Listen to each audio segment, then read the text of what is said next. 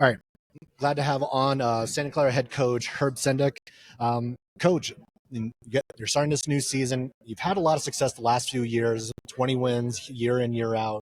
And this year, there's a lot of optimism because of the continuity this team has had. And even with the addition of Carlos Stewart, this is a group that was strong a year ago, looks to be strong again this year, and is looking to make that next step. Talk about how much the continuity has meant in camp and as you try to implement what that next phase for the program is. Provided that continuity is talented and hardworking and has great attitude, it's a tremendous asset, right? Unlike a year ago where we were trying to integrate so many new players, to your point, this year we have our team, for the most part, back intact. And I think as a coaching staff, we're further ahead because we know our players better. And at the same time, I think our team connectivity is a little bit more advanced this time of year because our players know each other. But having said that, every year is unique to itself. And even if you had the exact same roster as the year before, players, people change. Yeah. And there's always evolving to be experienced. And so to your point, as a whole, I think it's an advantage for us. I like it. I'm really proud that we do have that continuity. But in and of itself, it's a new season, and that doesn't guarantee us anything. Oh, absolutely. And now one of the additions, one of the changes that is at least apparent is obviously Carlos Stewart is back. And honestly, like when he left a couple seasons ago, I kind of it hurt a little bit because I love seeing him play. Like he was a great player, obviously, in your program. Went to LSU, he's back.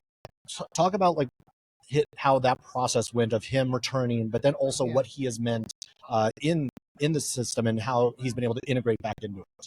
Well, to your point, Carlos had an outstanding sophomore year for us. He was first team all WCC. We lost him for a year to his hometown school of LSU. Carlos is obviously from Baton Rouge, and we were just absolutely elated when he decided to rejoin us for his senior year. And he's picked up right where he left off, it seems to us. He's the same Carlos. And as a player, obviously, everybody in our league knows what a talented player he is. Yeah, obviously, and ended up right back on the all WCC preseason team. Right. 2 years doesn't matter. He's right back on that list, and that does speak to the amount of respect everyone around the league has for him. Sure. Like, was it that you reached out to him, or how did it kind of go in his recruitment process? It really wasn't a long recruiting process at all. Once Carlos was in the portal, we were able to have a conversation with him, and he wanted to come back and be a Bronco. So it really wasn't that complicated. And needless to say, we were really excited to welcome him home. So you have, again, now back to the continuity, and we talk about like the changes that you have on your roster, and obviously a lot of that is development in player skills and how they've integrated into the system. Who's kind of maybe made a bigger leap this offseason, and who should we be looking at as going to be one of those names that we should keep an eye on? Yeah, I mean, I think as a group, our guys have worked incredibly hard. We have a team full of guys who are passionate about the game, who take the game seriously, who are dedicated to their craft. Yeah. And so I would be hard pressed to identify any one player who's experienced growth and improvement. I think maybe in different ways, each guy has had a really productive off season and continues to get better. And that's important because that's the cornerstone of our program. Now, last season, you had some really great successes in the thing about individual games, beating Washington State, beating Gonzaga, beating Oregon. But there were also some of those lulls. And how going into this year, it feels like if you have the schedule put together again, that is going to give you the opportunities to build an at-large resume. What do you think going into this year are the changes or the small things that need to that you guys need to work on or have worked on that is going to kind of get you over that hump to make sure that some of those games that maybe were missed opportunities are made opportunities? Yeah, well, we scheduled with that in mind. I mean, our non-conference schedule is incredibly challenging right out of the gates. There's no warm-up games. It's go time on November 4th. And one game after another is going to be extremely competitive for us. And then obviously we expect our conference to be as good as it's been, Yeah. if not better. Mm-hmm. The league just continues to ascend in college basketball.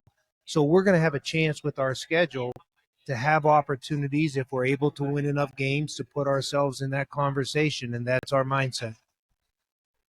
Thinking about that, those opportunities, again, you talked about like St. Louis right out the gate, which is obviously going to be a huge test for you guys. One of the pieces that came back, Adama Alpha Ball, he went tested out the NBA draft, got some feedback, was able to return. What have you talked to him about of like what was the feedback he maybe received, and how is that translating? How is that development going for him? Yeah, I mean, I think Adama could have been a draft pick last year, but the feedback was another year of college would serve his career well.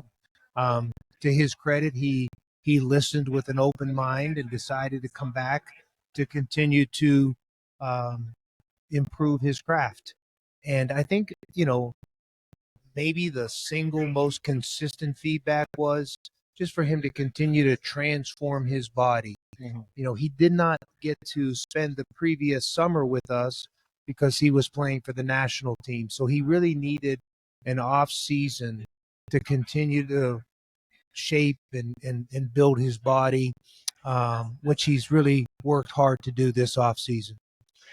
When talking with NBA's scouts or people, you've had obviously recent success with Jalen Williams, with Brandon Pajemski going into the NBA draft and having success at that level.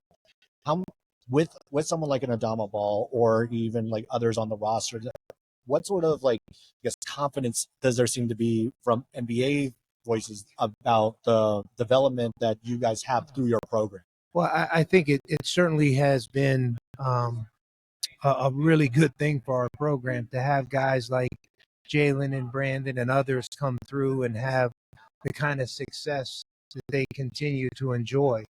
And, I think it's really helped polish and elevate our brand in the college basketball community. And it's been a great thing for our program. But just as importantly, we're just ecstatic for those guys and the success they're having, and so happy for them and so proud of them. It's also great to see them continue to come back when they are in town, obviously when they're playing the Warriors, or obviously Brandon's with the Warriors, so their constant presence. And I think that says that to me, and a lot of people, that says so much about how much trust they have in the program and the fact that they want to be back around. Well, fortunately, that's a real common denominator among our former players. Those guys are great about keeping in touch, coming back, and it's a family, and we're always overjoyed. When they're back on campus, when they're visiting, it's kind of like I have a few grandkids now. It's like when your grandchildren come to visit. I mean, it's as good as it gets. And as you kind of these next few weeks, as you're getting ready for the season, what are some of the final almost touches as you start to prep for now games? Now you're kind of getting used, almost tired of playing each other in practice and everything else. How do you now start to rev up for those games? Well, to your point, we now have the next 2 weekends scrimmages against other teams. So that's really the next step, to see what we do against good competition outside of ourselves. Yeah. And as you look at this, what has kind of been the overlying message to the team this year? Is what the goals are? What does this team look? Obviously, we know get to the NCAA tournament is a goal this year. Oh, how have you kind of expressed that? What are the steps we need to take to get there? It's not stuff that we really talk about. We talk about having a good day today, and we're very process oriented. We can't get to the tournament today.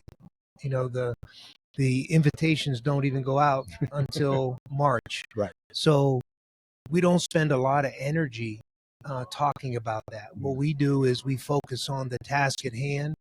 We're completely engaged in the process. And right now, what that means is having a great practice for the next 2 hours.